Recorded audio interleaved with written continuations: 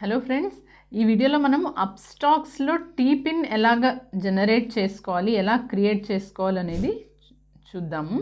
So TPIN అంటే transaction personal identification number. So ఈ TPIN అనేది మనకి ఎప్పుడు అవసరం పడుతుంది, అలాగే ఇది జనరేట్ చేసుకోవాల్సి ఉంటుంది ఫస్ట్ టైం. సో అది ఎలా చేయాలో అనేది కూడా చూద్దాము.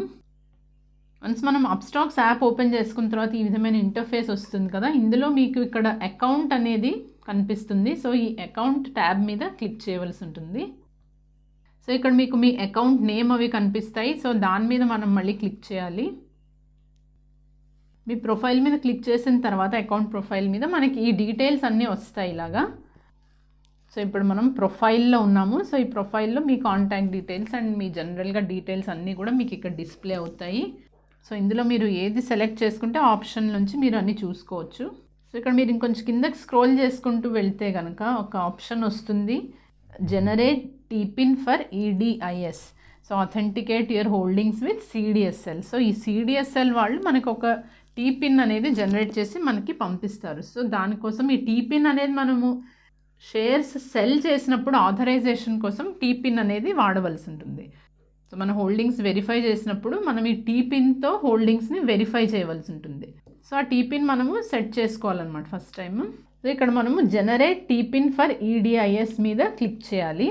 సో ఫస్ట్ టైం క్రియేట్ చేసుకునేటప్పుడు కూడా మనకి ఇదే ప్రాసెస్. అలాగే మీరు ఎప్పుడైనా టీపిన్ మర్చిపోయినా కూడా మీరు కొత్త టీపిన్ని కూడా ఇలాగే జనరేట్ చేసుకోవాల్సి ఉంటుంది. ఇక్కడ చూసారు కదా, don't have a pin or forgot your current pin. So దేనికైనా కూడా ఇదే process. So get new pin మీద మనము ట్యాప్ చేసి కొత్త పిన్ అనేది క్రియేట్ చేసుకోవాల్సి ఉంటుంది.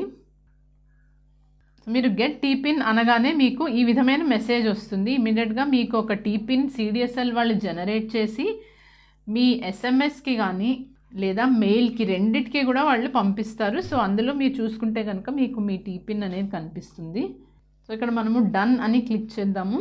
మీరు మీ కాంటాక్ట్ డీటెయిల్స్లోకి వెళ్ళి చూస్తే కనుక మీరు ఇక్కడ ప్రొవైడ్ చేసిన మొబైల్ నంబర్ అలాగే ఈమెయిల్ ఐడి ఏదైతే ఉందో ఈ ఈమెయిల్ ఐడికి వెళ్ళి కూడా మీరు ఆ ఈమెయిల్ ఓపెన్ చేసుకొని చూడొచ్చు.